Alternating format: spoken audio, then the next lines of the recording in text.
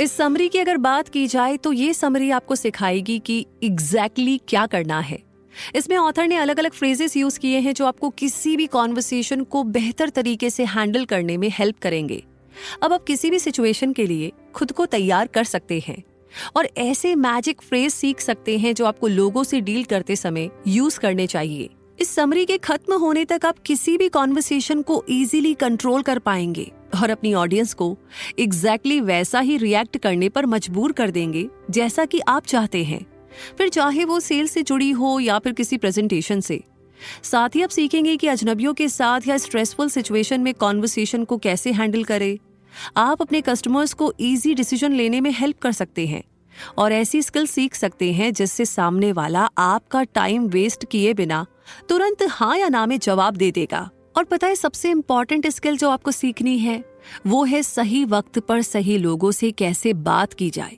तो अब देर किस बात की, इस समरी में दिए इन मैजिक वर्ड्स को यूज करके आप जो चाहे वो पा सकते हैं और अपने सारे गोल्स पूरे कर सकते हैं। तो आज और अभी से अपनी इस जर्नी को शुरू कीजिए। तो सबसे पहले चैप्टर का नाम है I am not sure if it's for you but मतलब ये कि ज्यादातर लोगों को अपना आइडिया दूसरों को समझाने में मुश्किल होती है। पहला तो उन्हें रिजेक्शन का डर होता है जो उन्हें रोकता है और रिजेक्शन की यही शर्मिंदगी उन्हें आगे नहीं बढ़ने देती। इस चक्कर में लोग कई सारे मौके गवा देते हैं। ऑथर ने इस बुक में कुछ ऐसे वर्ड्स या फ्रेजेस दिए हैं जो आपको अपना आइडिया या थॉट लोगों के सामने रखने में हेल्प करेंगे। ये आपके मन में रिजेक्शन के डर को एकदम से निकाल देंगे, क्योंकि ये वर्ड्स ऐसे हैं जो आपके अंदर कॉन्फिडेंस पैदा करते हैं। और ये मैजिक वर्ड्स है I am not sure if it's for you but, यानी मैं दावे के साथ तो नहीं कह सकता कि ये आपके लिए है या नहीं, लेकिन किसी भी आइडिया को किसी के सामने रखने से पहले आप ये वर्ड्स यूज करें और उन्हें एहसास कराएं कि आप उन पर प्रेशर नहीं डाल रहे हैं, यानी डिसीजन लेना सिर्फ और सिर्फ उनके हाथ में है। जैसे ही आप ये वर्ड्स बोलते हैं आप सामने वाले के सबकॉन्शियस माइंड का ध्यान खींच लेते हैं। सामने वाला आपका आइडिया जानने के लिए उत्सुक हो जाता है। उसके मन में सवाल उठता है कि क्या आपका आइडिया उनके काम का है या नहीं। किसी को भी कहीं भी और किसी भी टाइम अपना आइडिया सुनाने के लिए ये फ्रेज आपके काम आ सकता है। तो चलिए कुछ एग्जाम्पल सेंटेंस और सिचुएशंस को लेते हैं जहां पर आप इस फ्रेज को यूज कर सकते हैं। I am not sure if it's for you but we are going to see a concert in Singapore. It would be great if you join us. यानी मैं दावे के साथ नहीं कह सकता कि आप जाना चाहेंगे या नहीं, लेकिन हम सिंगापुर में कॉन्सर्ट देखने जा रहे हैं। अगर आप हमारे साथ चलेंगे तो बहुत अच्छा होगा। तो देखा आपने किस तरीके से आप किसी को भी इनवाइट करने के लिए इस फ्रेज को यूज कर सकते हैं, जिससे उन्हें ये ना लगे कि आप उन पर प्रेशर डाल रहे हैं। जैसे कि अगला phrase I am not sure if it's for you but there is an extra package you can add to your current order. It would be an amazing opportunity to get both items at a low price. यानी मुझे पक्का तो नहीं पता कि आप ऐसा करना चाहेंगे या नहीं, लेकिन आप एक एक्स्ट्रा पैकेज अपने करंट ऑर्डर में जोड़ सकते हैं। ये एक बेहतरीन मौका होगा जब आपको दोनों चीजें साथ में कम दाम पर मिल जाएंगी। तो इस सिनेरियो में आप कस्टमर को एक चांस दे रहे हैं कि वो दो चीजों के बीच चूज कर सके और उस पर ये प्रेशर भी नहीं है कि वो सेकंड ऑप्शन ही चूज करे। जैसे कि I am not sure if it's for you but is there anyone you know that might want to use a second hand hair straightener. यानी कि मैं श्योर तो नहीं हूं कि आपके लिए ठीक है या नहीं, लेकिन क्या आप किसी को जानते हैं जो सेकंड हैंड हेयर स्ट्रेटनर का यूज करना चाहेगा। तो ये फ्रेज लोगों को कोई भी प्रोडक्ट या सर्विस बेचने के लिए एकदम परफेक्ट रहेगा। या आप उन्हें पूछ सकते हो कि क्या उनकी नॉलेज में कोई है जो ये प्रोडक्ट या सर्विस लेने में इंटरेस्टेड होगा। है ना कमाल की बात। तो आप इसे यूज कर सकते हैं। अब बात करते हैं अगले चैप्टर की, यानी कि अगला सवाल व्हाट डू यू नो। क्या कभी आपकी किसी के साथ सिर्फ इस वजह से बहस हुई कि सामने वाला आपको ये जताने की कोशिश कर रहा था जैसे वो ही सब कुछ जानता है। तो ऐसी सिचुएशन को मैनेज करना वाकई में बहुत मुश्किल होता है, क्योंकि आपकी एक गलत बात या एक्शन से उनका गुस्सा भड़क सकता है। हमेशा सोच समझकर अपने शब्दों को चूज करें, क्योंकि उनके मुझे सब पता है वाले एटीट्यूड की वजह से वो आपकी बात नहीं सुनेंगे।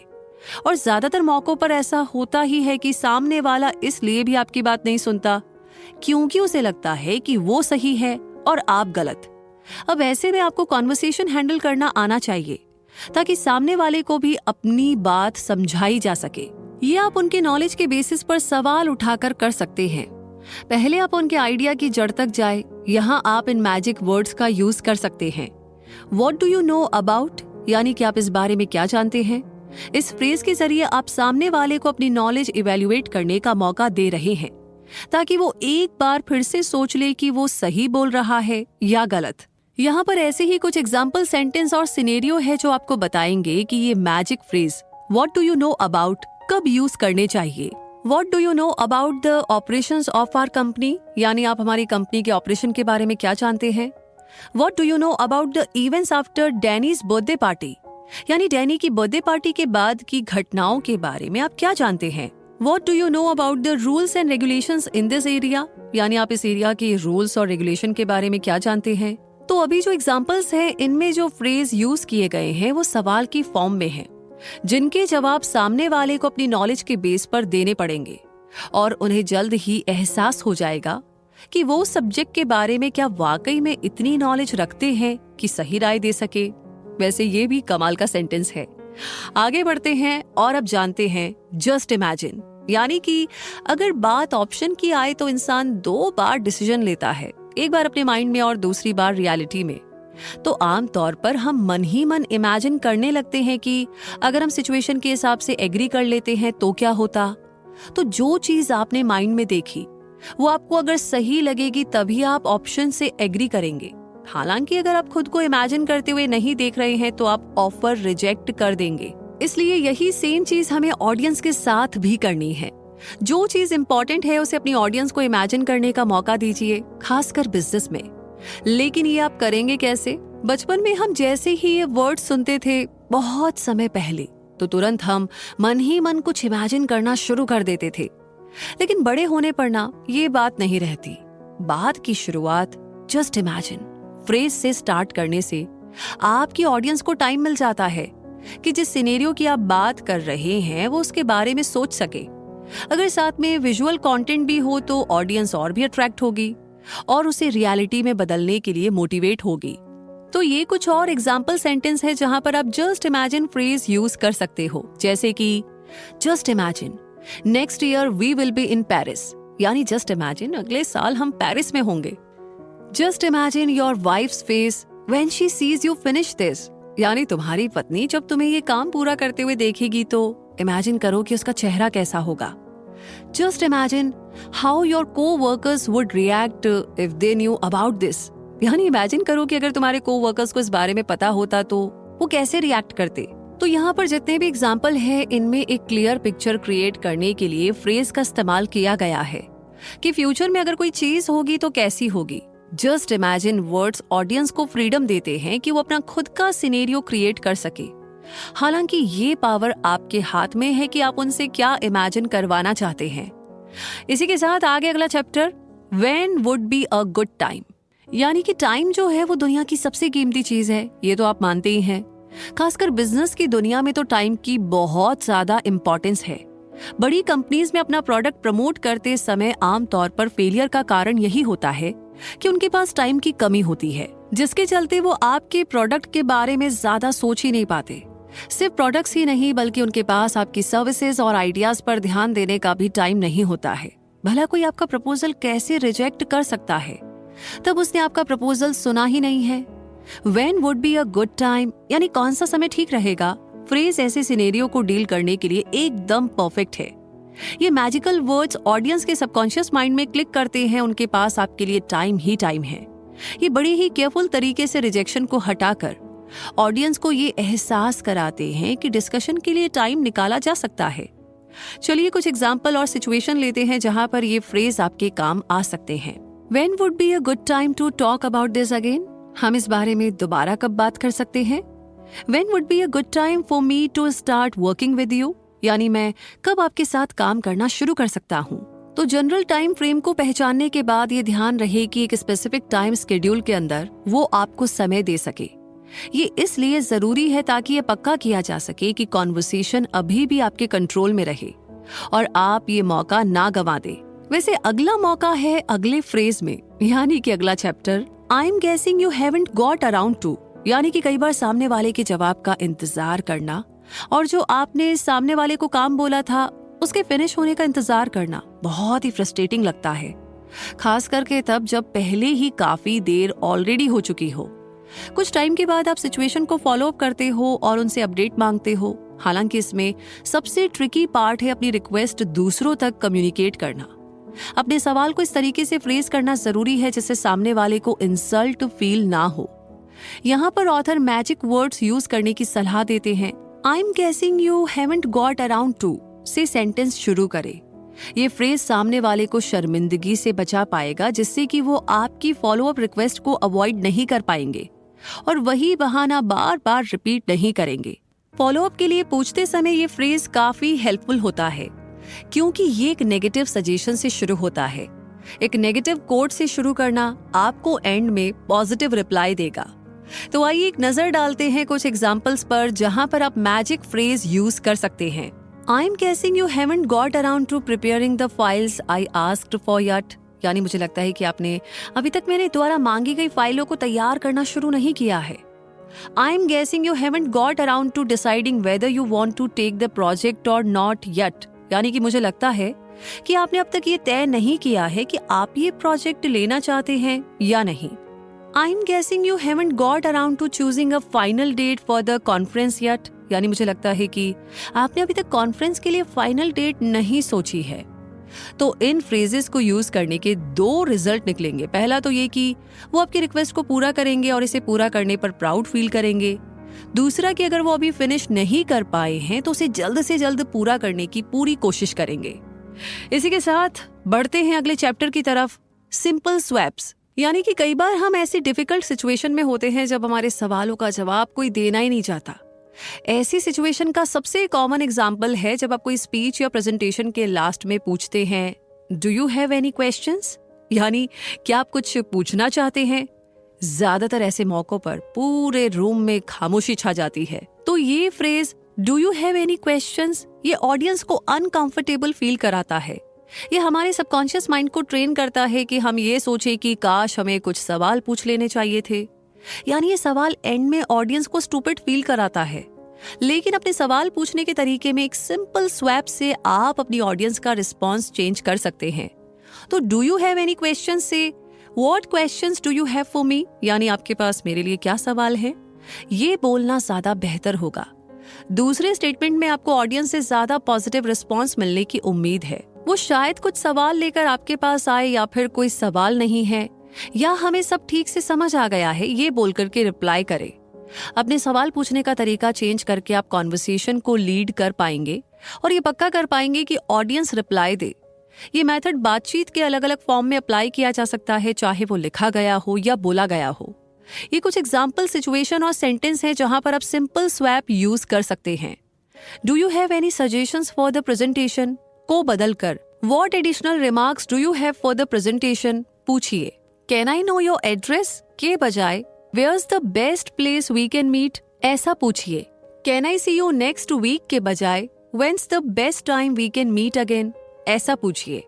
तो अपने क्वेश्चन को फर्स्ट वर्जन से सेकंड वर्जन में स्वैप करने से हाँ या ना में जवाब मिलने की टेंशन ही खत्म हो जाती है, क्योंकि ये सवाल ऐसे हैं जिनका जवाब सिर्फ हाँ या ना में नहीं दिया जा सकता और आपको इजीली बिना जोर दिए सारी जानकारियां भी मिल जाती हैं।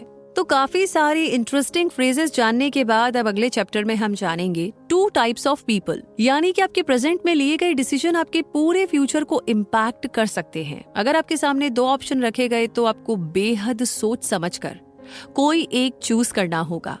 ज्यादातर कस्टमर्स डिसाइड करते समय प्रेशर में आ जाते हैं कि क्या चूज करें क्या नहीं। वो हर चॉइस को पूरी डिटेल से जांच पड़ताल करते हैं, इसलिए डिसीजन लेने में उन्हें इतना टाइम लग जाता है। एक सेल्समैन या एंटरप्रेन्योर होने के नाते आप हमेशा वही रास्ता चूज करना चाहेंगे जो आपके बिजनेस के लिए सबसे ज्यादा फायदेमंद हो, और यहीं पर मैजिक वर्ड्स काम आता है। ये एक आसान तरीका है अपने कस्टमर्स से वो ऑप्शन चूज करवाने का जो आप उन्हें चूज करवाना चाहते हैं। इसलिए अपने कस्टमर्स को जितना हो सके उतनी इजी चॉइस दीजिए। ऑप्शन को सिंपल करके आप कस्टमर्स को एक मौका देते हैं उन्हें कम टाइम में चूज करने का। लेकिन आप ये कैसे कर सकते हैं? आप मैजिक फ्रेज यूज कर सकते हैं। There are 2 types of people, यानी इस 2 टाइप के लोग होते हैं। इस फ्रेज को यूज करके आप असल में उन्हें एक मौका देते हैं कि वो खुद डिसाइड कर ले कि वो किस टाइप के इंसान बनना चाहते हैं। वो बिना इस बात का प्रेशर लिए जहां उन्हें सारे फैक्टर्स कंसीडर करने पड़े, वो खुद तुरंत से डिसाइड कर सकते हैं जब आप उनके लिए चॉइस को सिंपल करते हैं। चलिए ये मैजिक फ्रेज एक सेंटेंस में यूज करते हैं और देखते हैं कि ये अलग अलग सिचुएशन में कैसे काम करती है। इस दुनिया में 2 टाइप के लोग होते हैं, एक वो जो लापरवाह है और एक डेंजरस लाइफ जीते हैं, और दूसरे वो जिनके पास इंश्योरेंस की सिक्योरिटी होती है। इस सिचुएशन में आप एक इंसान को कन्विंस करने की कोशिश कर रहे हो कि वो इंश्योरेंस प्लान खरीद ले। आपने यहाँ इंश्योरेंस प्लान के बेनिफिट्स डिस्कस करने के बजाय सिंपली उसके सामने 2 चॉइस रख दी है। अब ये उसे डिसाइड करना है कि उसे इंश्योरेंस लेना है या नहीं लेना है। इस दुनिया में 2 टाइप के लोग होते हैं, एक वो जो पूरी मेहनत के साथ काम करते हैं और दूसरे वो जो किस्मत के भरोसे बैठे रहते हैं। ये फ्रेज आप किसी को मोटिवेट करने के लिए यूज कर सकते हैं। इस दुनिया में 2 टाइप के लोग होते हैं, एक वो जो दूसरों की बातों में आकर अपना डिसीजन चेंज कर देते हैं और दूसरे वो जिन्होंने एक बार जो ठान लिया तो फिर वो पीछे नहीं हटते। ये सिनेरियो दिखाता है कि कैसे मैजिक फ्रेज यूज करते हुए आप अपनी ऑडियंस का मोराल बूस्ट कर सकते हैं। एक तरह से ये एक मोटिवेशनल स्पीच की तरह है। अब अगले चैप्टर की बात करते हैं। I bet you are a bit like me, यानी कि किसी से अपनी बात मनवाना वाकई में बहुत ही मुश्किल होता है, और खासकर तब जब वो कोई अजनबी हो। आपको पहले कॉन्वर्सेशन की शुरुआत करनी पड़ती है और सामने वाले को कंफर्टेबल फील कराना पड़ता है। जब आप कोई आइडिया सजेस्ट करेंगे तो ऑब्जेक्शन और डिसएग्रीमेंट होना नेचुरल सी बात है, लेकिन एक ट्रिक है जिसे यूज करके आप किसी को भी अपनी बात से सहमत करा सकते हैं। और ट्रिक ये है कि आपको बस ये बोलना है, I bet you are a bit like me, यानी मुझे यकीन है कि आप मेरे जैसे हैं। इन वर्ड्स को यूज करके आप सामने वाले का भरोसा जीतकर उसके साथ एक बॉन्ड क्रिएट कर सकते हैं। तो सामने वाला जब कंफर्टेबल फील करेगा तभी आपकी बात से सहमत होगा। वैसे इस फ्रेज के जरिए वो ऑलरेडी आपकी सिमिलैरिटी जान चुके होंगे, फिर कोई ऑब्जेक्शन आएगा भी तो भुला दिया जाएगा। ये जाहिर सी बात है कि सामने वाला अपनी उस बात से कॉन्ट्राडिक्ट नहीं करना चाहेगा जो उसने पहले बोली थी। वैसे अगर आप ये सोच करके परेशान है कि ज्यादा कस्टमर्स कैसे अट्रैक्ट किए जाते हैं, तो आप उनसे आई कांटेक्ट मेंटेन रखते हुए ये वर्ड्स यूज कर सकते हैं। I bet you are a bit like me. इसके बाद आप अपनी कॉन्वर्सेशन शुरू कर सकते हैं। I bet you are a bit like me, आप भी हेल्दी और फिट रहने की इंपॉर्टेंस समझते हो, इसीलिए तो आप हेल्दी फूड खाना और हेल्थ सप्लीमेंट लेना पसंद करते हो। ये फ्रेज ऐसी सिचुएशन में एकदम परफेक्ट रहेगा जहां पर आप लोगों को हेल्थ सप्लीमेंट और फूड प्रोडक्ट बेचना चाहते हो। जो लोग हेल्दी डाइट लेते हैं वो आप पर ये सोचकर भरोसा करेंगे कि आप भी सेम वैल्यू शेयर करते हैं। I bet you are a bit like me, आप रिस्क अवॉइड करना चाहते हो और मुसीबत के समय में एकदम सेफ और सिक्योर रहना चाहते हो, क्योंकि आप भी मेरी तरह मन की शांति चाहते हो। अब माना आप किसी इंश्योरेंस कंपनी के एजेंट हो तो आप हमेशा लोगों को यही अलर्ट करने की कोशिश करेंगे कि लाइफ में कभी भी कुछ भी हो सकता है, इसलिए इंश्योरेंस लेना बहुत जरूरी है। इस फ्रेज को यूज करके आप उनका भरोसा जीत सकते हैं, क्योंकि उन्हें लगेगा कि हेल्थ और लाइफ इंश्योरेंस प्लान उन्हें किसी भी मुसीबत से बचा सकता है। I bet you are a bit like me, आपको हाथ से लिखे हुए लेटर पसंद है क्योंकि इससे लेटर भेजने वाले की सच्चाई का पता चलता है। लोगों को एहसास होगा कि आप कितने रियल और सच्चे हैं, और आपका ये ऑनेस्ट जेस्चर उन्हें आपके और आपके आइडिया के प्रति कंफर्टेबल फील कराएगा। तो अपनी ऑडियंस के साथ एक बॉन्ड क्रिएट कीजिए और सिमिलैरिटी यानी समानताएं ढूंढिए। एक बार जब आप रिलेशनशिप बना लेंगे तो उन्हें कन्विंस करना बहुत ही आसान हो जाएगा। एक जैसा होना सामने वाले को कंफर्टेबल फील कराता है क्योंकि आप में कॉमन बातें होती है, इसलिए अपनी ऑडियंस के साथ सिमिलैरिटी ढूंढे ताकि वो आपके साथ सहमत हो सके। अब आता है अगला चैप्टर, इफ देन, यानी कि बचपन में हमें अपने बड़ों से इफ देन स्टेटमेंट बहुत सुनने को मिलता था। अब क्योंकि बचपन से आपको यही लॉजिक सिखाया जाता है तो बड़े होने पर आप इसी पर बिलीव करते हैं। आपके बड़े आपसे अपनी बात मनवाने के लिए कुछ इसी तरह के फ्रेजेस यूज करते हैं, जैसे कि जब वो चाहते हैं कि आप सो जाए तो वो कुछ ऐसा बोलते हैं, if you don't sleep then you will not grow tall, यानी अगर तुम सोओगे नहीं तो तुम्हारी हाइट नहीं बढ़ेगी। या वो आपको हेल्दी खाना खिलाने के लिए बोलेंगे, if you don't eat vegetables then the doctor will give you an injection, यानी अगर तुम सब्जियां नहीं खाओगे तो डॉक्टर तुम्हें इंजेक्शन लगा देंगे। तो बचपन में हम ऐसे सिंपल फ्रेज से भी डर जाया करते थे और तुरंत अपने बड़ों की बात मान लिया करते थे। ये इफ देन का जो स्टेटमेंट है ना, तभी से हमारे दिमाग में बैठ जाता है। यही रीजन है कि ये इफ देन स्टेटमेंट जिंदगी भर हमारे थॉट्स, डिसीजन और एक्शन पर हावी होने लगते हैं। ये ऑलरेडी हमारे सिस्टम में है कि जो हमें लगता है कि ये इफ देन स्टेटमेंट वाजिब है या सही है। आप इसे किसी भी सिचुएशन में यूज कर सकते हैं जहां पर आप किसी को अपनी बात का यकीन दिलाना चाहते हैं। जैसे कि अगर आप अपने बॉस को नया आइडिया सजेस्ट करना चाहते हैं तो ये स्टेटमेंट आपकी हेल्प कर सकता है। If you put your trust in your employees, then they will feel more valued and productive in their work. यानी अगर आप अपने एम्प्लॉयज में भरोसा दिखाएंगे तभी उन्हें एहसास होगा कि उनकी कद्र की जा रही है और वो अपने काम में प्रोडक्टिव रहेंगे। अपने बॉस को एहसास होने दीजिए कि आप रीजनेबल हैं और आप पर भरोसा करना गलती नहीं है। If you market your products through social media, then your sales will increase. यानी अगर आप सोशल मीडिया के जरिए अपने प्रोडक्ट की मार्केटिंग करेंगे तो आपकी सेल बढ़ जाएगी। तो इस इफ देन फ्रेज को अपने बॉस को एनकरेज करने के लिए यूज करें। If you give me this responsibility then you will see how a great leader I M.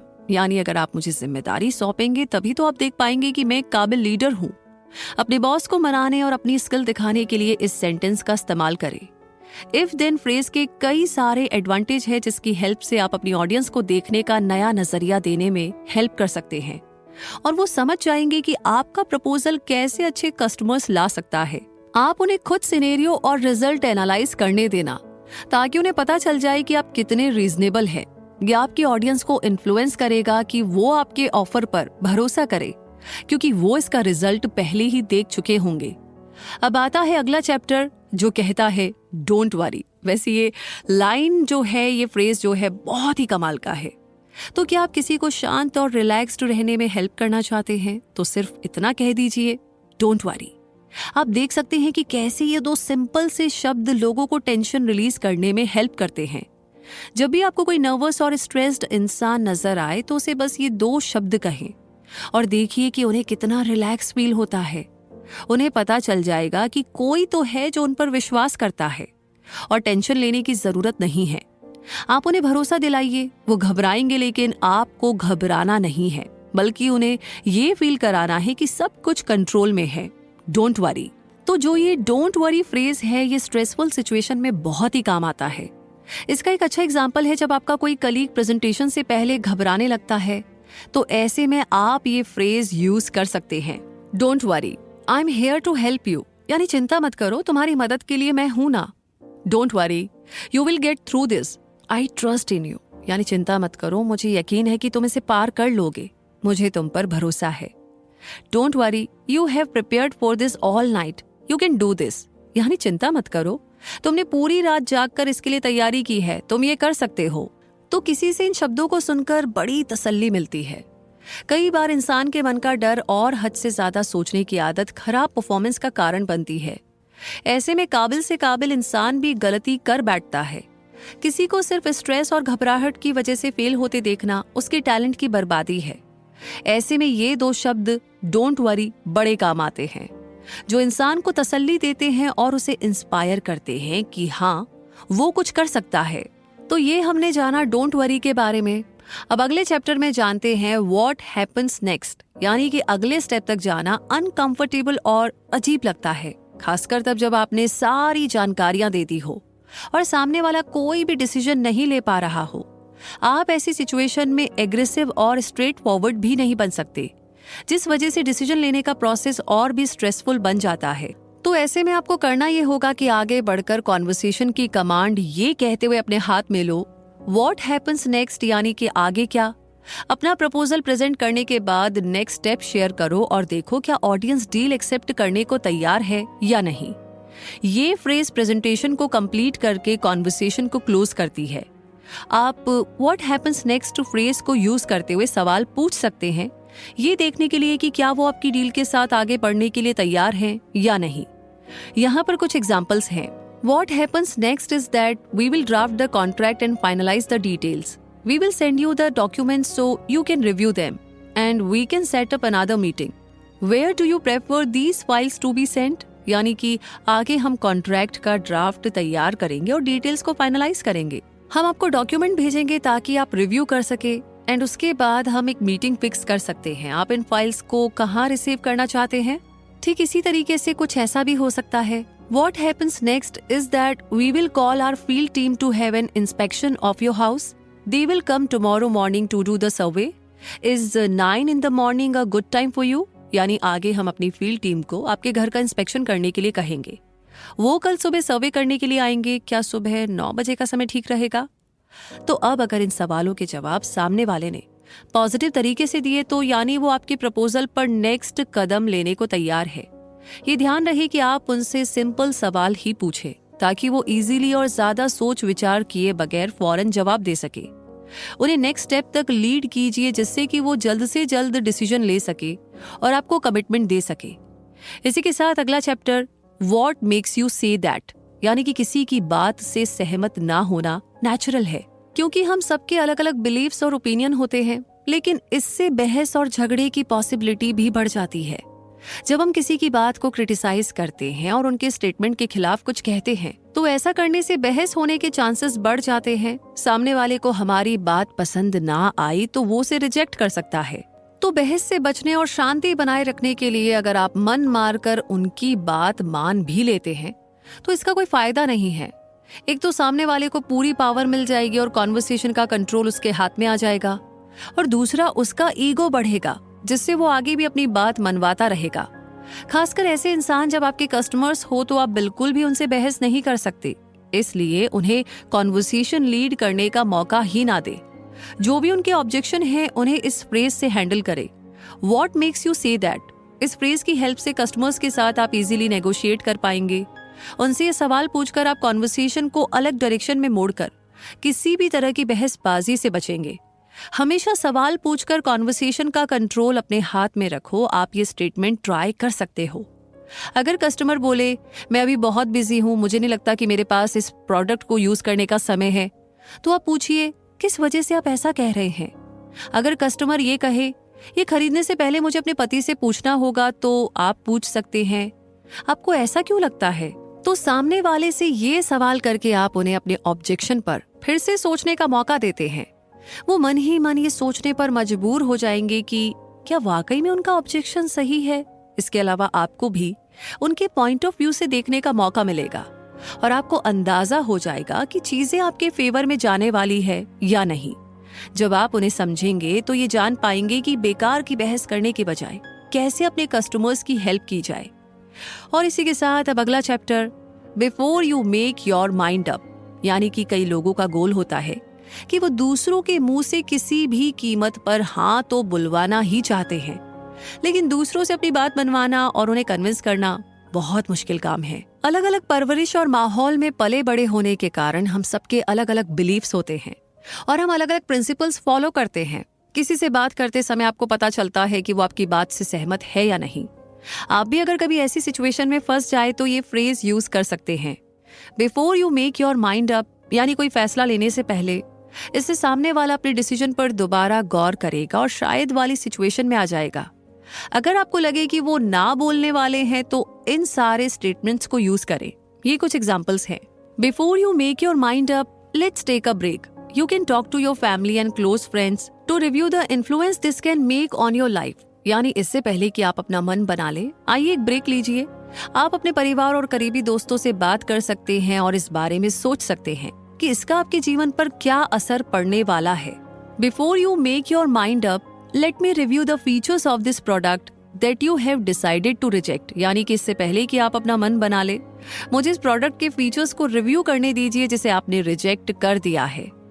Audience को टाइम दीजिए कि वो आपका प्रपोजल कंसिडर करे, तभी उन्हें आपकी प्रपोजल की इंपॉर्टेंस पता चलेगी। जो फायदे आप उन्हें गिना रहे हैं वो उन्हें मन ही मन तोलेंगे और तब जाकर डिसाइड कर पाएंगे कि इसमें उनका फायदा है या नुकसान। साथ ही ये एक्स्ट्रा इन्फॉर्मेशन भी ऐड करेगा जो आपकी पोजीशन और मजबूत करेगा। ये उन्हें एक अलग नजरिए से आपके ऑफर को कंसिडर करने और एक्सेप्ट करने में हेल्प करेगा। और इसी के साथ अगला फ्रेज, अगला chapter, if I can will you, यानी कि क्या आप कभी ऐसी सिचुएशन में फंसे हैं जहां पर सामने वाले ने कई सारे कारण देते हुए आपको रिजेक्ट किया हो वो चाहते हैं कि आप खुद को कुछ इस तरीके से चेंज करें जो उनकी कंडीशन के हिसाब से हो। उन्होंने आपके सामने ऐसी सिचुएशन क्रिएट की जिससे ऐसा लगे कि सिचुएशन उनके कंट्रोल में ही नहीं है।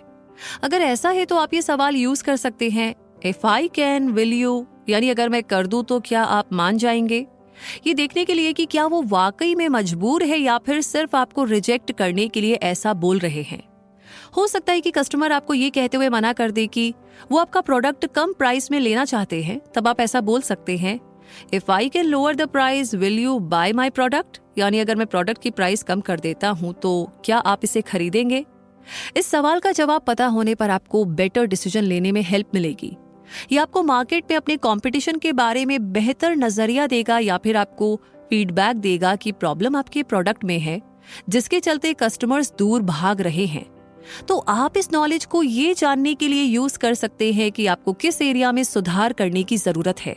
वैसे एक और सिनेरियो में आप ये फ्रेज यूज कर सकते हैं, वो है अपने दोस्तों के साथ। जैसे मान लीजिए आपके फ्रेंड ने आपके साथ मूवी देखने का प्लान रिजेक्ट कर दिया, ये बोलकर के कि वो भी बहुत बिजी है।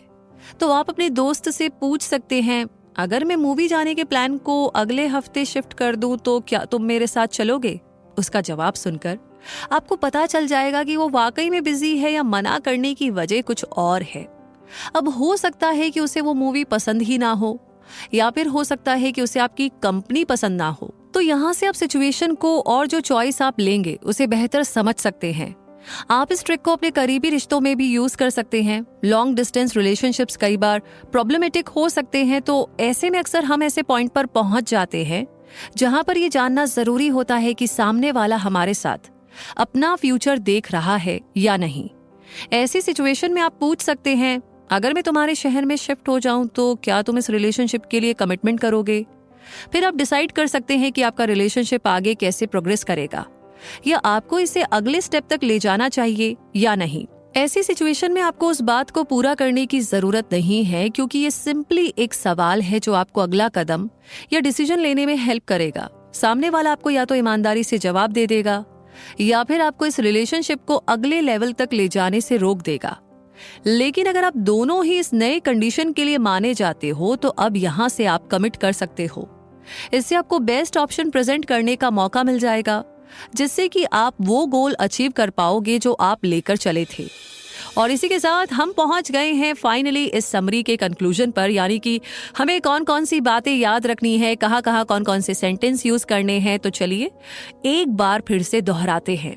तो मुद्दा मामला ऐसा ही कि सबसे पहले तो आपने ये सीखा कि अपने आइडियाज को ऑडियंस के सामने कैसे प्रेजेंट करना चाहिए, वो भी इस डर के बगैर कि लोग हमें रिजेक्ट कर देंगे या हमें शर्मिंदगी झेलनी पड़ेगी। आपने ये भी सीखा कि अड़ियल किस्म के लोगों के साथ बहस कैसे हैंडल की जाए।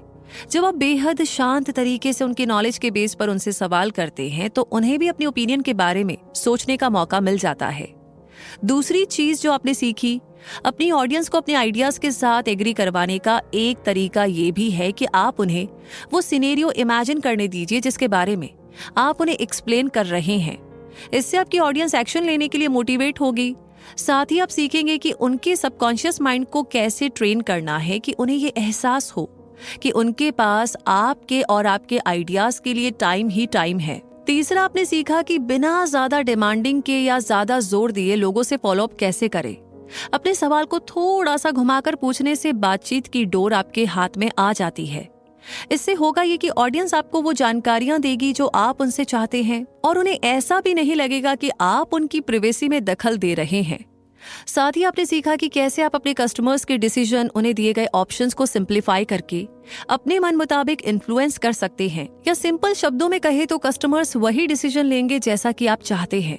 चौथी चीज आपने सीखी कि कैसे अजनबी भी समानताओं में कंफर्ट ढूंढते हैं, इसलिए अजनबियों को अपनी बात मनवाने से पहले आपको उनके साथ भरोसा और बॉन्ड क्रिएट करना होगा। एक और टेक्निक जो आपने किसी को कन्विंस करने के लिए सीखी वो ये है कि उन्हें एक नया नजरिया दीजिए। इफ देन स्टेटमेंट बचपन से हमारे माइंड में भर दी जाती है और देखा जाए तो ये कई सारी सिचुएशन में काम भी आती है। पांचवी चीज, आपने लोगों को कंफर्टेबल फील करवाने की स्किल सीखी। किसी का कॉन्फिडेंस बूस्ट करने और उन्हें रिलैक्स फील करवाने के लिए आपको सिर्फ 2 शब्दों की जरूरत है। साथ ही आपने सीखा कि कैसे आप कॉन्वर्सेशन की कमान अपने हाथ में लेकर डिसीजन ना ले पाने की दुविधा को सॉल्व कर सकते हैं। अपनी ऑडियंस को अगले स्टेप प्रोवाइड करके आप उन्हें अपनी डील में कमिटमेंट देने के लिए तैयार कर सकते हैं। छठा, अब आपने ये स्किल सीख ली है कि आप दूसरों को उनके पॉइंट ऑफ व्यू रखने का मौका देकर किसी भी तरह की बहस से बच सकते हैं। जब आप उनके पॉइंट समझने की कोशिश करेंगे तो उन्हें भी अपने फैसले पर फिर से एक बार सोचने का मौका मिलेगा। साथ ही आपने ये भी सीखा कि किसी भी पॉसिबल रिजेक्शन को हामी में कैसे बदला जाए। आपको सामने वाले को मौका देना है ताकि वो अपनी डिटेल्स रिव्यू कर सके जो आप उसके सामने प्रेजेंट कर रहे हैं। इससे रिजेक्शन के चांस बेहद कम हो जाते हैं। और लास्ट में आपने सीखा कि रिजेक्शन से कैसे डील की जाए। ऑब्जेक्शन उठ सकते हैं क्योंकि क्लाइंट नई शर्तें चाहते हैं, लेकिन आपको उनकी बात के आगे झुकना नहीं पड़ेगा। ये इस बात पर डिपेंड करता है कि आप अभी भी डील कंटिन्यू करना चाहते हैं या नहीं। सवाल पूछना आपके लिए हेल्पफुल होगा, जिससे कि आपको भी पता चल जाएगा कि आपके सामने क्या क्या चॉइसेस हैं। परफेक्ट वर्ड्स ढूंढना वाकई में मुश्किल हो सकता है। आपको अपनी बात कहने में इसलिए हिचकिचाहट होती है क्योंकि आप दूसरों की नजर में गलत साबित नहीं होना चाहते। लेकिन जो टेक्निक्स इस समरी में डिस्कस की गई है उससे आपको अपना टारगेट अचीव करने में जरूर से हेल्प मिलेगी। कभी कभी आपको अपने आइडियाज को प्रेजेंट करने, लोगों को मनाने, अपने डर को दूर करने, बहस से बचने और उस डील को क्लोज करने में हेल्प करने के लिए बस कुछ जादुई शब्दों की जरूरत होती है। और ये सारे शब्द आपने आज की इस समरी में जान ही लिए हैं। इसी के साथ ये समरी यहीं पर कंप्लीट होती है। ये समरी आपको कैसी लगी? आपने क्या डिसाइड किया है कि किस किस के साथ आप कौन कौन से वर्ड्स यूज करने वाले हैं, कौन कौन से सेंटेंस बनाने वाले हैं? कमेंट सेक्शन में जरूर बताइएगा।